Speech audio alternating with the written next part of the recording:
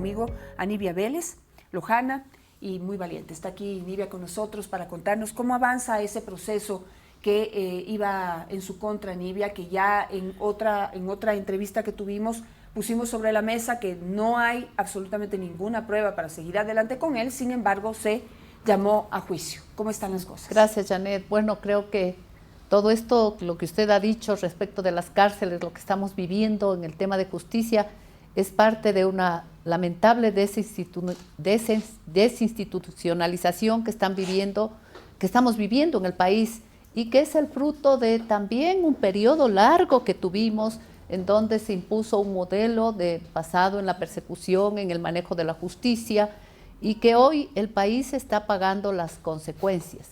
Ya concretamente en el caso mío, el día de ayer se suspendió la audiencia que venía realizándose, una audiencia de juicio, en un proceso que hemos venido sosteniendo, que es un proceso que surgió como parte de una campaña en la que yo, entre comillas, me atreví a lanzarme para ser alcaldesa de Loja en una ciudad donde solamente 2 personas la habían administrado durante 26 años.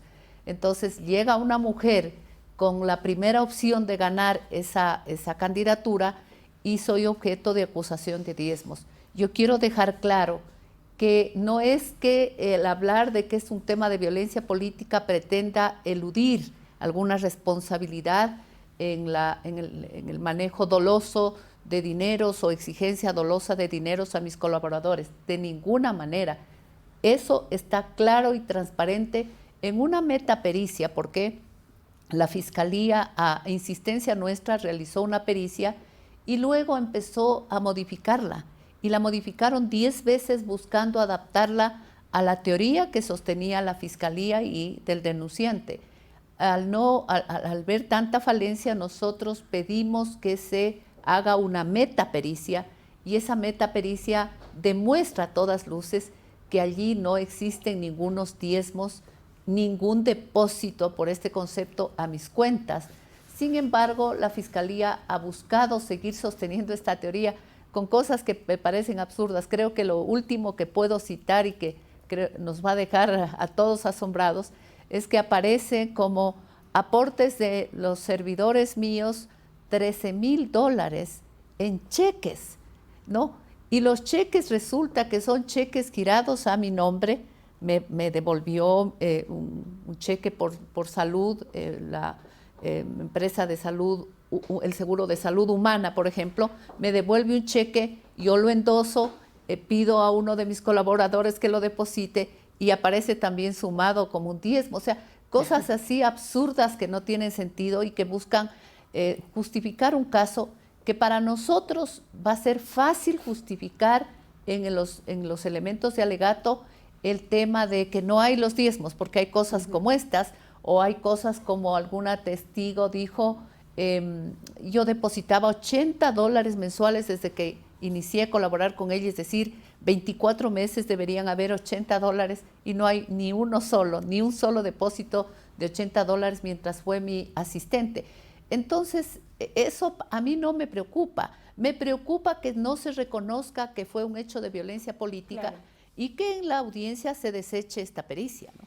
Claro, y hay que aclarar por qué se constituye un tema de violencia política, y es porque, digamos, se crea este delito para afectar el buen nombre y la candidatura de una persona, en este caso, una mujer. Por eso este caso es catalogado además de violencia política de género, porque en el camino también hay muchas afectaciones en este intento por denigrar a la persona, también se afecta se atenta contra esa parte de ser mujer. Sí, pero sí, efectivamente ese es el sustento de ellos o eso es lo que les motiva para este hecho, ¿no? Porque mire, en el 2004, 2005, cuando yo soy concejala, yo denuncio un caso de sobreprecio en una máquina, en la adquisición de una máquina, y ese es un hecho que ocasiona que por 3 veces se intente destituirme.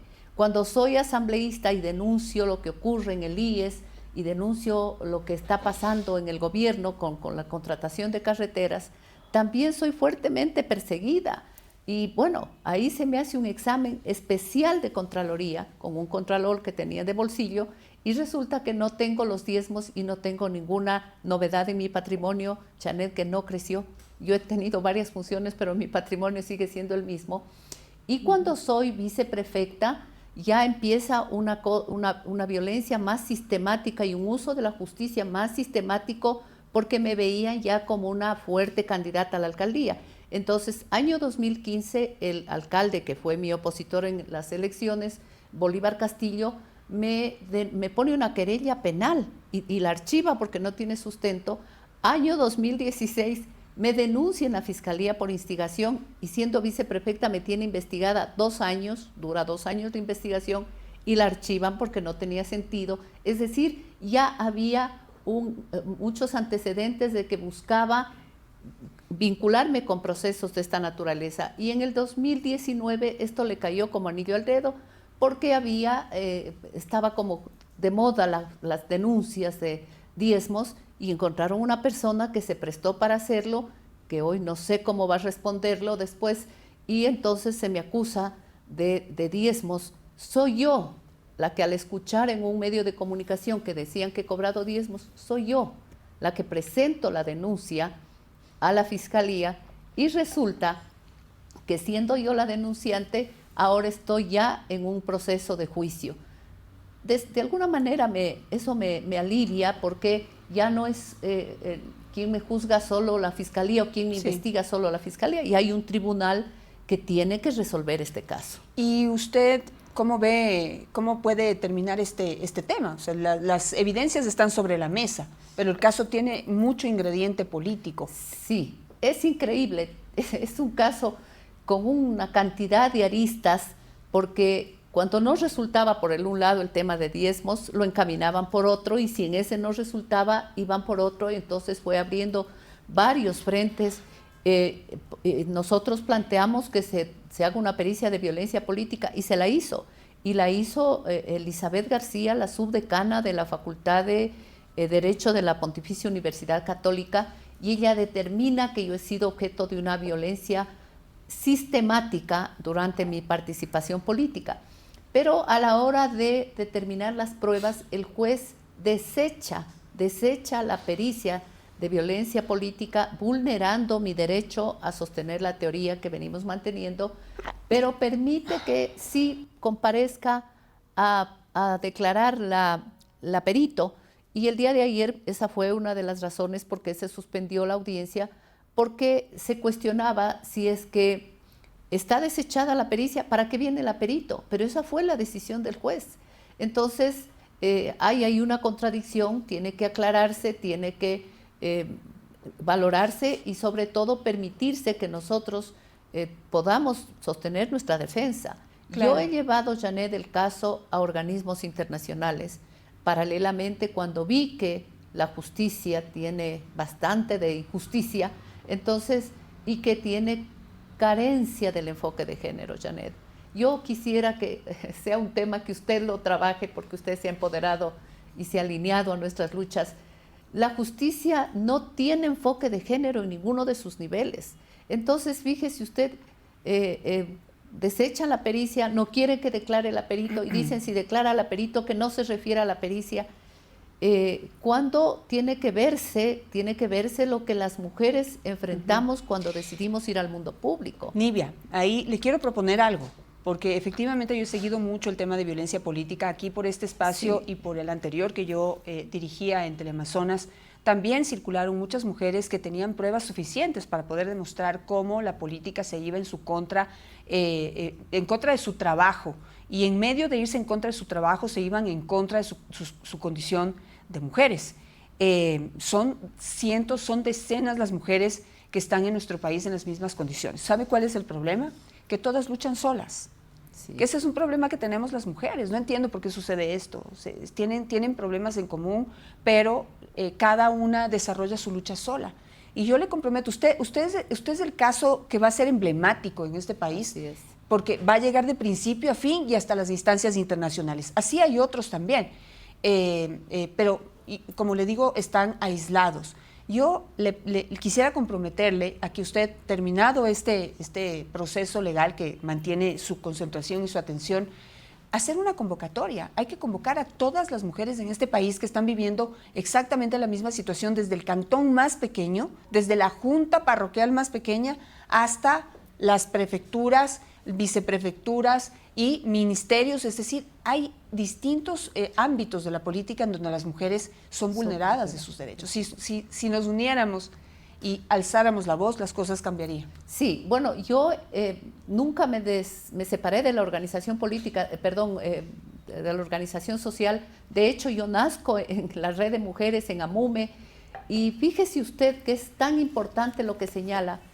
Hemos logrado, en torno a mi caso, hacer una unidad increíble de todas las provincias. Janet, tenemos un chat para comunicarnos.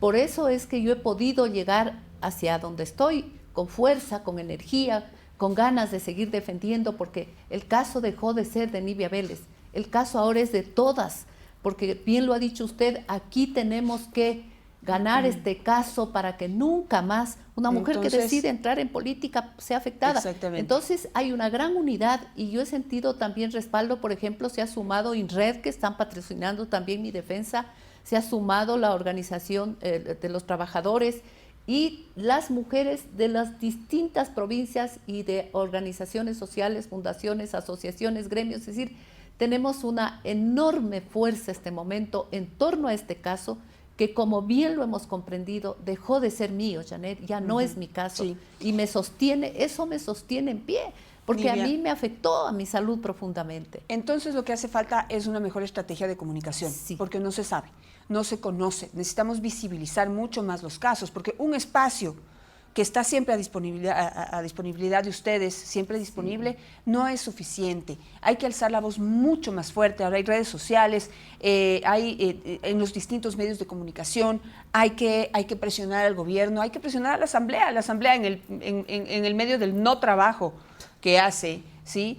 Tiene desde la administración anterior, en la época de Litardo. Litardo fue el que metió y presentó un proyecto para que les asignen funciones a los viceprefectos, a los vicealcaldes, a todos los vices, porque los prefectos, alcaldes y demás suben al poder, y como ahora hay paridad, tienen una mujer de vice y no le dan funciones. Esto no es un invento, es una realidad.